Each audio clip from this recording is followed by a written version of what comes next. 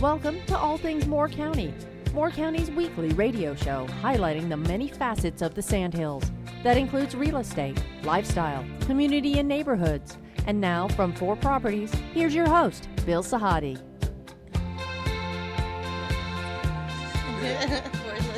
Good morning and welcome to the talk show, All Things Moore County.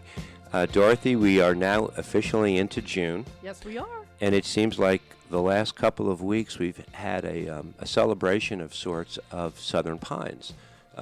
If you remember a few weeks ago, we had Mayor Taylor Clement on. Yep. She sort of gave us an overview of where she was at the midpoint of her term in office and brought us up to date. And last week we had the marketing director, the directors, I should say, from the Weymouth Center on. Yep. And today we're going to stay in the same vein.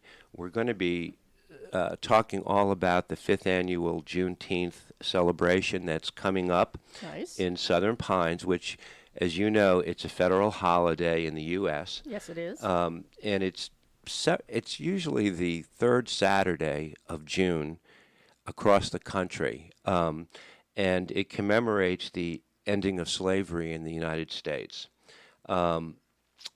We have 2 very distinguished guests with us, one who almost doesn't need an introduction, and I'm talking about Mitch Capel. Mitch is a native of Sandhills, and he grew up in Southern Pines, and he's known, and all you have to do is go to YouTube and type in his name, and you'll get the story.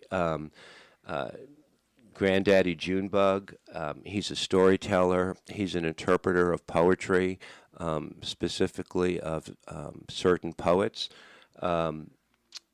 He actually was featured on the Home of American Golf last year, where he was selected to talk about Moore County as a destination for living under the guise of his storytelling character, Granddaddy Junebug. And you did a great job. Thank you. And it's on YouTube. People can go to it and look at it. Mitch is going to speak with us about the Juneteenth celebration. And Elise Zwatteri, did I pronounce that correctly? Yeah. I did. She is the events director at West Southern Pines, the Center for Cultural Arts. We're going to be talking, and you're also a native of this area. I am. You've worked at many different well-known establishments here, and you're now a mother of 2, and you're sort of at the forefront of maybe something that didn't exist 7 or 8 years ago that has now started to become part of the Southern Pines culture, and that is the development of West Southern Pines. And it's a very, very important part of this community. I moved here in 1999, and oh my gosh, the changes in Southern Pines. So we all have that, we share that in common. Yes. And Mitch, you've been involved with the Juneteenth celebration every year, I think, since it's been had here. Yes. Give us a big picture overview of what the event is going to look like this year and the meaning of it and where the origins, where it came from. Okay. Well, actually, as a storyteller, I've been involved in Juneteenth programs probably for the last 35, 40 years. Oh, my goodness. As a storyteller, I'm invited to perform for Juneteenth celebrations all over the country. But since I moved back home, I decided to open the park back up and decided to start hosting Juneteenth there. So this is our 5th annual Juneteenth celebration, and what people can expect is just a day of fun. We have vendors, we have entertainment out there, and it's just a nice vibe for the whole community. Everybody comes in. It's a day of celebration when all of Americans are free. So that's right. That's what it's for. So it's a day of celebration. It's got to mean something special to you to see it happening here in Southern Pines as well, because that's where you grew up. It's where I grew up, especially at the Cardinal Park, where we're doing at the park on Thursday, the 19th. And I'm a purist. I do it on the 19th. I don't do it on. So if it falls on a Monday, I'm doing it on a Monday. Yes. Whatever the 19th of June falls on, that's when I'm having it. So some people do it on the weekend. They wait. They're having it on the 20th. Like I'm going to be performing in Raleigh on the 21st at the Latta House for their Juneteenth celebration up there. But I do it on the 19th. So we're doing it at the 19th at the Cardinal Park. And I've partnered with Elise and the Southern Pines Land and Housing Trust, and we're going to do it on the 20th at the school. And so therefore we have the auditorium there. In case of inclement weather, we can still put on the show inside. Yeah. You're, and Lisa, I'm going to ask you, how did you morph into the events director of the Cultural Center? Tell us a little bit about your background. Absolutely. So about 6 months ago, so we're already halfway into the year, I was the catering director at Elliott's Catering Co. And while over there, I was a board member of the Southern Pines Land and Housing Trust. I was brought on to just, bring my expertise, my connections with the community, to the board, and also advocate for the board's mission. And so with the center growing into what it is, there was a need for someone to oversee creating some programs as far as in the auditorium for performing arts, marketing the auditorium to the community as far as what we can offer. And so that position was presented to me as opportunity. So glad to be a part of it. And so doing events like Juneteenth is a highlight for the community and the history of the community because it's such a staple. And being able to have these wonderful performers come and showcase their talents and their skills is an absolutely amazing opportunity. We wanted to be able to capture an audience to come and enjoy it in a way. Again, it's always been at the Cardinal Park. It's a beautiful celebration. It almost feels like a family reunion It is. with the community. Yes. Right. And so adding the second day is just highlighting the talent that we have in this community. And so adding the vendors into it, again, we have creators, painters, woodwork, quilters, and entrepreneurs that can showcase their skills. That's what we want to highlight for our Juneteenth celebration. And so it's amazing to be a part of that. Tell me a little bit about the entertainers that will be there. So we have local choirs. They're going to come and perform some songs, a step team, so youth groups that will come and showcase their talents in stepping.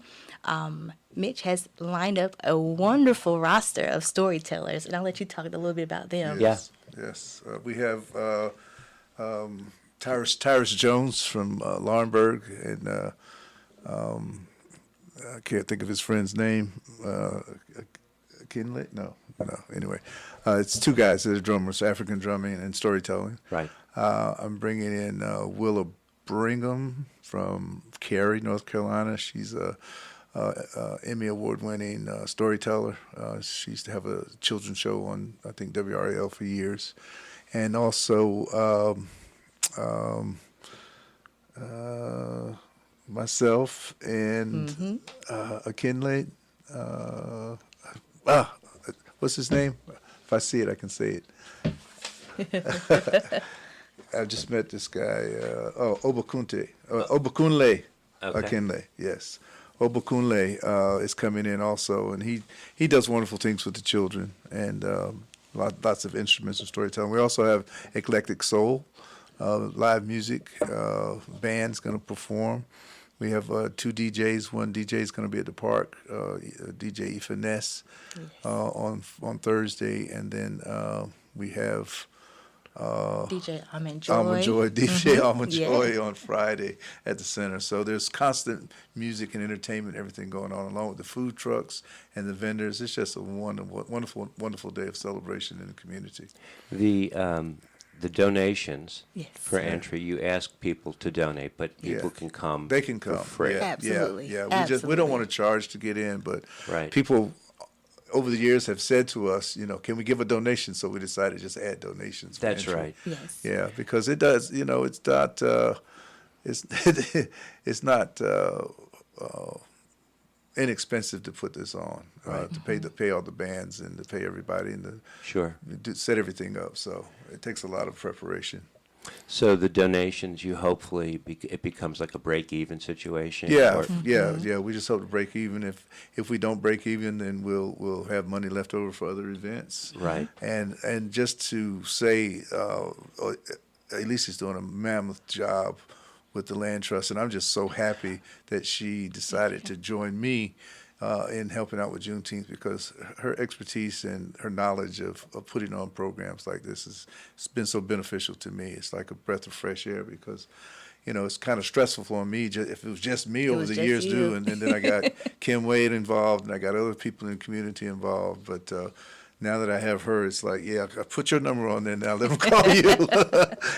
But she's just so knowledgeable about what she does as far as event planning, and I'm sure the Land Trust and I are so happy that she's involved with us. Yes. Back in the very first year that we started the show, Fred Walden was a guest on the show. He came on with a couple of other Southern Pines councilmen at the time. And I did not know Fred very well, but I got to know him a little bit. He occurred to me as a very principled, big picture guy. Yep. Who was always looking down the road. What can you tell me about what Fred had, I guess, initiated or started, and where we are today? Well, definitely the vision for preserving such a rich history community that was embedded in what the Southern Pines Land and Housing Trust was all about. And to see it come this far, especially in inquiring 17 acres of land, that took 3 years to fight for, to preserve. That's right. Is incredible. That's right. And I know that he's very proud of that. Yeah, absolutely. Very proud of that. And the community stands behind the mission that he started. And it's amazing to see how it's blossoming into what it is today, highlighting cultural arts, highlighting future entrepreneurship, highlighting childcare, and giving back to the community in what it's inquired to be. We have a lot of people who have moved to Southern Pines in the last 15 years that don't have the same perspective about the relationship with West Southern Pines and Southern Pines as a destination resort. For those people who have come here from different parts of the country, what do you want them to know about the metamorphosis that's been going on with West Southern Pines, and why it's so important to the entire community? Because it is. That's a question you don't ever want to ask at the end of a set. Right? you probably, you know what? I have a better idea. Why don't we come back in the second set and let's talk about that a little bit. Okay. Because people who come here who love to be here, they don't have the perspective that I've been here 25 years. You all grew up here. So I don't know that they have the right mindset, but we're going to try to figure that out in the second set, okay? All right. that's Sounds fine. good. That was good timing on my part, huh? We're talking all about the Juneteenth celebration coming up on Thursday, June 19th. And we're with Mitch Capel, and we're with Elise Zwatteri. We'll be right back.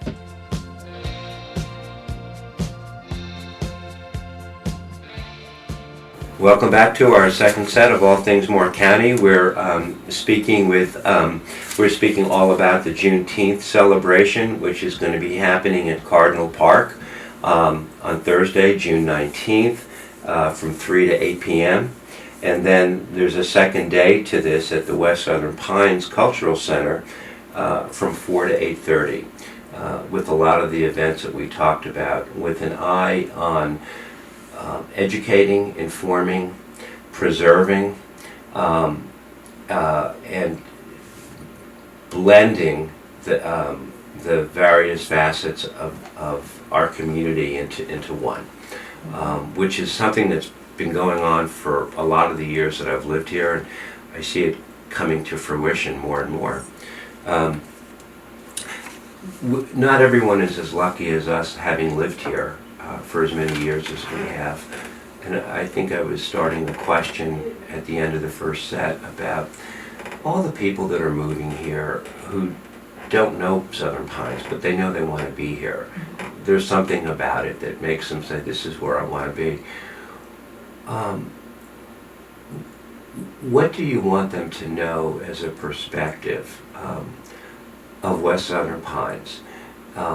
Its place in our history. You know, when we had Taylor Clement on a few weeks ago, one of the conversations we had was about preserving what we've had versus a lot of people who are for more urban growth.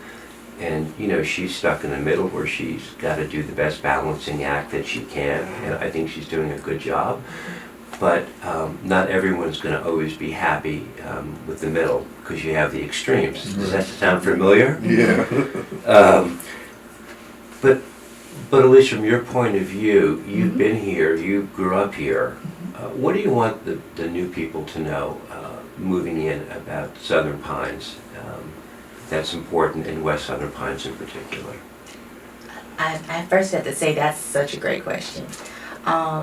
Just where we are with the center itself and the mission of the Southern Pines and Housing Trust is highlighting the history of West Southern Pines, right?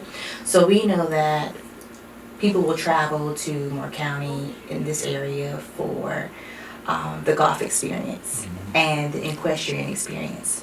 So knowing how the African American community contributes to that is so important. Right. And what we're curating right now is an African American museum on campus that is going to highlight that very thing. We had numerous of entrepreneurs in West Southern Pines, barbers, performers, shop owners. We had our own doctors, yes. Yeah. And so highlighting them and talking about them and putting them in the forefront is so important, and capturing that. It really brings so much to Moore County. Mitch, you grew up there, so you got to see all of those ancestors working and doing the work. I got to see it when I was a child. We didn't have to go outside of the community in West Southern Pines to have a house built. We had our own doctors, we had our own dentistry. Everything was right there in West Southern Pines. We had mom and pop little stores that you could go to, that you could buy candy, you could buy bread, you could buy goods, without having to go to the A&P over town. Right. And you had, everything that we were pretty much fully self-contained over there for the long term. And then mostly everybody was teachers. They were educators. That was the big thing then. And before the schools integrated, you had West Southern Pines School, and it was these teachers taught us, and that's part of my upbringing, because I had to learn. I had to memorize poetry. My brother had to do The Creation, which is very long, by James Weldon Johnson, and I was like, wow, that was long. But my mother made us perform, and I remember at the school before it was torn down, the old auditorium, having to sing Daddy's Little Cowboy, so I was always performing, and so that was part of it, and then going to the churches and performing and doing that type of thing. But we were a close community, and then anything happened, you did something wrong, before you got home, your mama knew about it. Somebody in the neighborhood had to give you a whooping. No, you got another when you got home. So it was that village, raising the child, and it was a beautiful thing. There was almost like there was a support net out in the neighborhood. It was, right? It was, and all of us grew up together. As kids, we played sandlot ball in my backyard. Our backyard was the arena. Whatever was in season, football, baseball, or basketball, that was it. we converted the backyard into the stadium. And Mom and Dad wondered why they never had good grass. Right. Yeah. We drank out of the hose. I mean, we just stayed out there till we got as dirty as we could. The Southern Pines that Mitch grew up in is different, though, than the Southern Pines that you grew up in, and probably will be different than your children. Yes. How is it different for you? So, in ways, I have to talk about the continuance of the connection of West Southern Pines, right? So growing up, I was always in church. Okay, church was your family, and your church congregation was the folks in your community, and you just became very close knitted, and they kept you busy. They kept programs going. They kept, the youth going. We would visit each other when there was sick and shut in, and so having that is exactly what West Southern Pines was in its own niche. Right. And then what I see for my children is that same form of community and inviting others into our community to understand the history and the rich culture of what we have to offer. Right. It's absolutely beautiful. And when I go out and I talk with people about, what the center is going to offer and the history it has there, I can show a picture or I can say, visit the website, but it doesn't do it justice. You have to come on campus. You have to come and take a tour, see the facility itself, allow us to tell you the history as we walk the campus. Outside of just, the school itself there, we have a cemetery, the Woodlawn Cemetery. That cemetery housed our African American community. Right. It was the only cemetery that you could be buried in. And it also has 180 veterans there. If I'm not mistaken, that's a cemetery off Morganton Road. No. It's off of New York Ave. Oh, New York Yes, Avenue. yes, Okay. it's right behind the school. right behind the school. Right behind the auditorium. So, we carry a lot of pride Yes. with that as well. And then talking about the school that used to be there, the Rosenwald School. Wow. Yes. That alone, we had a Rosenwald School that was like no other. Your typical Rosenwald schools look like it's like a small church house almost looking like. Yes. But we had a brick and mortar. that housed students K through 12, and then eventually the high school students. And we were just talking about it. The gym, the gym was a staple. So many great basketball games and tournaments. A lot of the graduates that are still in the community really talk about how those games used to be and the pride that they had for their community. Oh, yeah. I remember I was a kid sitting behind the bench, and one of the players would get up to go in, and he'd take his warm-off off of me and my brothers, and the other kids would be fighting to get that warm-up and put it on until they came back out of the game. But maybe you need to explain Rosenwald School to our listeners who might not know what that is. We actually recently just celebrated our 100th year of the Rosenwald School that was on the property. And celebrating that, so Julius Rosenwald and Booker T. Washington came together to have this program where they could build schools and all up and down the East Coast for rural areas, African Americans, so that they could educate their children. And so, again, having a community, a thriving working community that could put in their dues for their part of getting the land and getting the materials to curate this school. And it's proud to say, like, we had one that was like no other. Right. But they did that, and it is absolutely amazing to have that memorabilia there. Mitch's son actually has painted a mural in our facility of this school. It's absolutely beautiful. Yes. And again, to see it, you got to come to campus. You got to come on campus. You got to see this beautiful piece of history. Yes. So we highlight that there on the campus. Okay. I actually have great uncles and aunts and my grandmother that went to that high school. That means a lot. That carries a lot. And she taught there, and I went to the school there when it was an elementary school, and my kids went there. And now they come and they play there, and they attend programs there. So that longevity is still going, and it's still giving back, and it's absolutely beautiful. Yeah. It's beautiful to see. Hey, Mitch, Yes. I think I found a new ambassador for West Southern Pines right now. Oh, my God. So you walk into a room and you make the lights go on. She does. Do you know that? I hit the button. I hit the button in the background. I No, hit the but button. I'm telling you that how you occur Yes. to me is how you're going to occur to a lot of people. She does. And I hope so.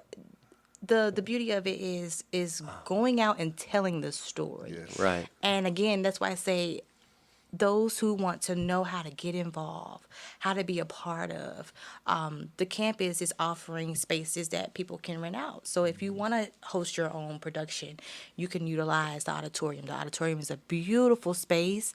We just upgraded the sound system in there. We have lighting that is being worked on. We have 440 seats that can accommodate. We have a gymnasium, and mind you, the gymnasium is the oldest building on campus. Yes. It is the gym that we talk about these great basketball right. games. That's right. But the gym, you can rent that facility out for sports activities or small trade shows and such. And the beautiful, beautiful Blanchie Carter Park. Yes. Wow. I will tell you that I think Fred Walden, if he were sitting at this table, he would be very proud of you. Yes. Oh my goodness! And to see what has happened, we're going to come back in the third set, and yes, we are talking about the Juneteenth celebration, which will be on Thursday the 19th at Cardinal Park from 3 to 8, and at the Southern Pine Center on the 20th from 4 to 8:30. But we also want to talk about all the changes that are happening in West Southern Pines, because all of a sudden, from a residential point of view, from a cultural point of view, this change looks like it's going to be good. I want to get your take on it. We're going to be back in the third set, continuing to talk about this topic and the Juneteenth celebration coming up in just a couple of weeks. This is All Things Moore County.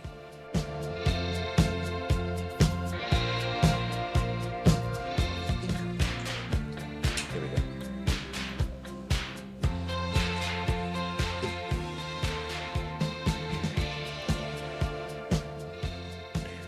Welcome back to our final set of All Things Moore County, speaking with Mitch Capel and Elise Zwatteri, who are going to be spearheading the 5th Annual Juneteenth Celebration on both Thursday the 19th at Cardinal Park from 3 to 8, and at the West Southern Pines Cultural Center on the 20th from 4 to 8:30.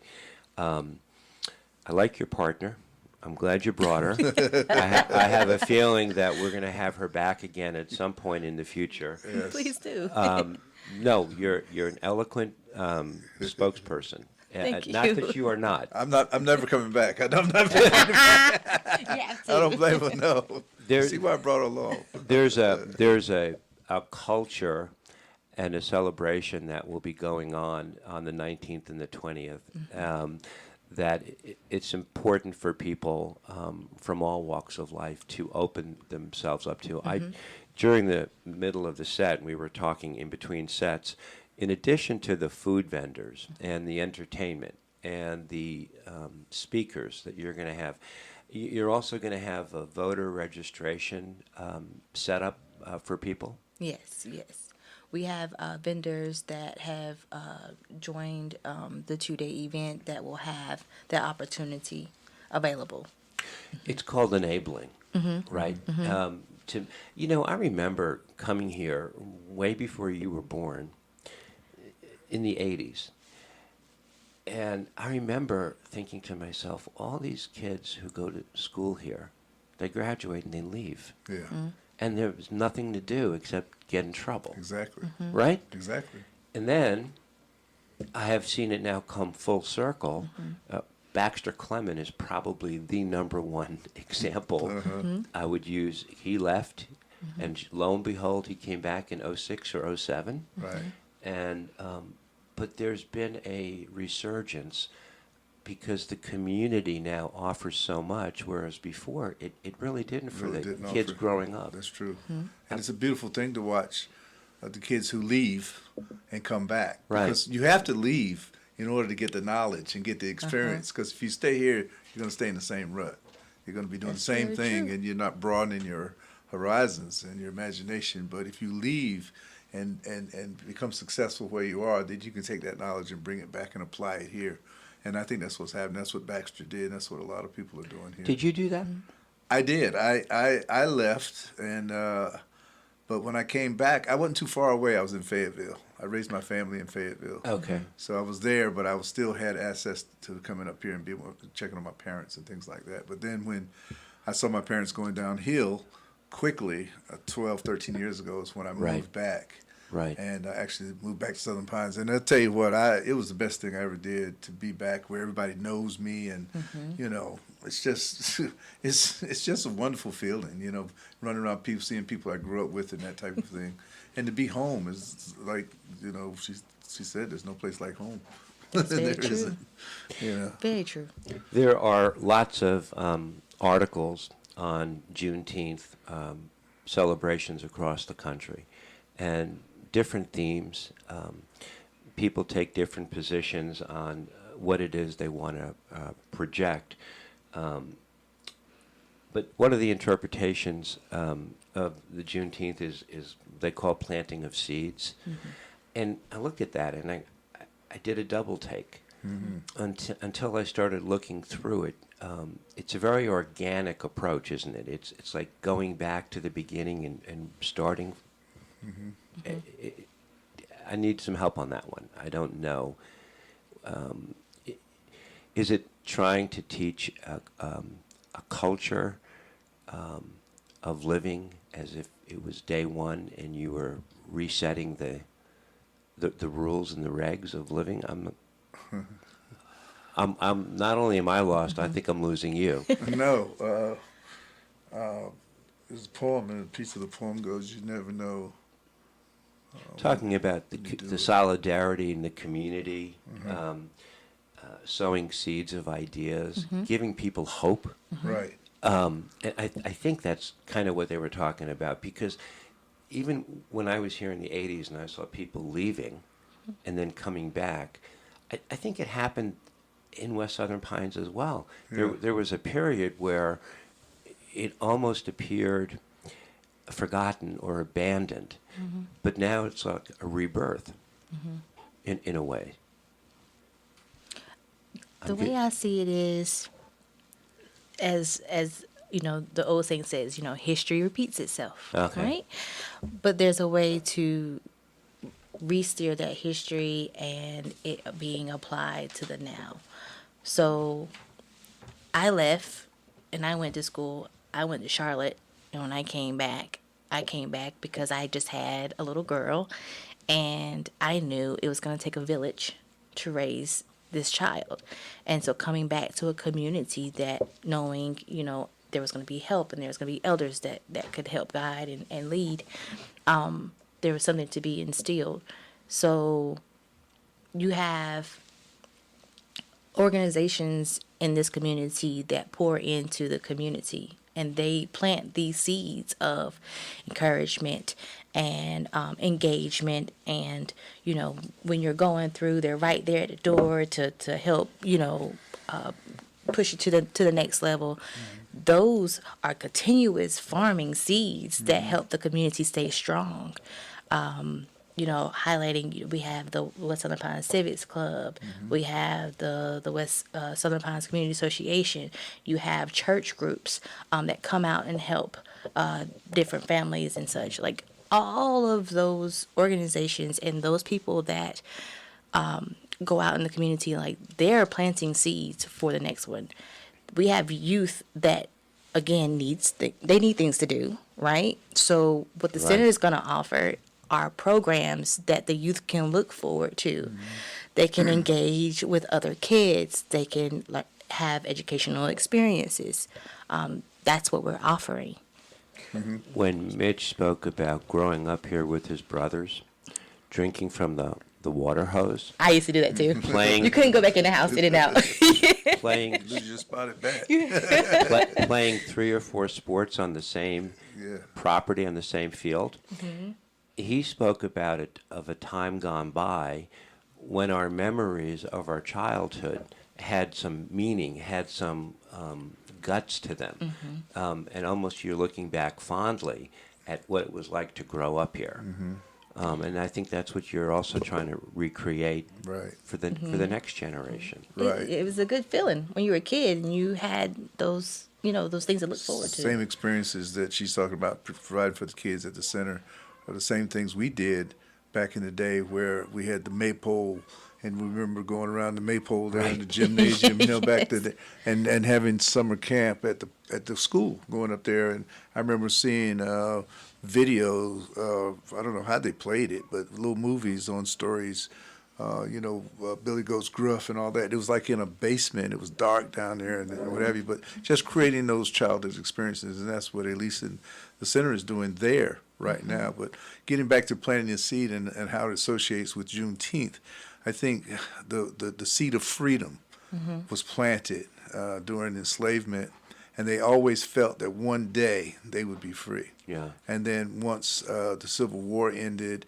and the Emancipation Proclamation, I say that on purpose, was done, and then everyone was set free, except for in Galveston, Texas. It took 2 years for it. And so that's how Juneteenth became about, because I think it was Gordon Granger, the general, came through there with troops, and there was still 2,000 people enslaved in Galveston, Texas, and told them, they were free, and it was June 19th they did it. So they put the word June and the 19 together, the teen and 19, and came up with the word Juneteenth.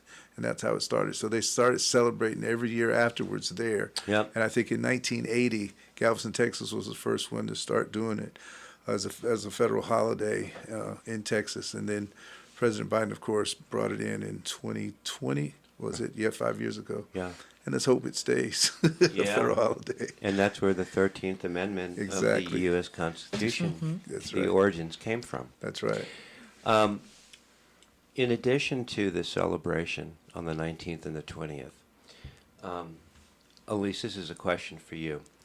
The Southern Pines Center of Cultural Arts is at the forefront of a lot of change. Where you are now in this position, what do you foresee 3 to 4 to 5 years down the road for the center? Wow. Yeah. I mean, you've got to have some big picture visions, right? She does. I bet. Oh, she does. Oh, I'm sure she does. I think as a community, we all have a vision of what we want and or expect for the center to provide. Right. There are numerous projects that the center will tackle in the development of the center. So right now, my project is the auditorium. So for me, that's performance arts, having showcases that will bring the community in, whether it's dance or theater or, orchestra, choral, anything of that nature, bringing that for performances and talents, but also bringing it as an educational opportunity. Just for example, we recently just had a program come and be done for school-age children, and the auditorium was packed full of little minds, and it was amazing, and it felt really good to just see the entire courtyard full of little kids, running Yep. out, almost like as if the life of the school was back. Yes. It was magical. And so that, and then also providing that experience for those who are coming into town to see, to experience the museum. Yep. And to see the history that West Southern Pines has impacted Yep. on Moore County as a whole. Again, highlighting golf, we had caddies and jockeys jockeys. and the equestrian community, yeah. highlighting that, but locally, but also regionally, the impact is amazing. And then providing childcare opportunities. That's definitely in demand in this area, and then providing programs for future entrepreneurs in business hub. Eventually culinary with, Yes. with the cafeteria, converting that into a space. And getting good role models in front of some of the children, Yes. so that they can, as well as school, they can also look to adults, so they can mirror themselves. Absolutely. And then have a belief, and then have hopes to aspire to something. Absolutely. Where can, if people need to get up with you in the Cultural Center, how would they reach you? So they can reach us at Southern Pines Land and Housing Trust.org. That is our website. We're also on Facebook as well as Instagram. You can also email us directly. My email is events at splandandhousingtrust spelled out .org. Also, I just encourage everyone, give us a call, set yourself up a tour. Yep. I think that's where we capture the interest, is that you can walk the space. It's absolutely beautiful. We can talk about what's to be expected. And then also, if you want to get involved and you want to know how you can be a part of it, as we say, pull up. Pull up. Pull up. Come see about us. Pull up. Juneteenth is coming up in a few weeks at Cardinal Park on Thursday the 19th from 3 to 8, and at the West Southern Pines Cultural Center on the 20th from 4 to 8:30. I hope it's a smashing success. A lot of exposure, and I'm so glad that both of you came on to talk with us and to share. And the fact that you both have a perspective of growing up in Moore County makes it all the more important. Thank you. It was a pleasure to meet you. Thank you, Bill. Thank We'll you be for seeing having her us. again. Yeah, I know you will. I know It's we'll good to see- see you. see you- I'll see you in about 10 years. No, I'm just kidding. You will. Elise, thank you so much. Thank you for having us. Thanks a This lot. is All Things Moore County. Have a great week. Thank you. Thank you.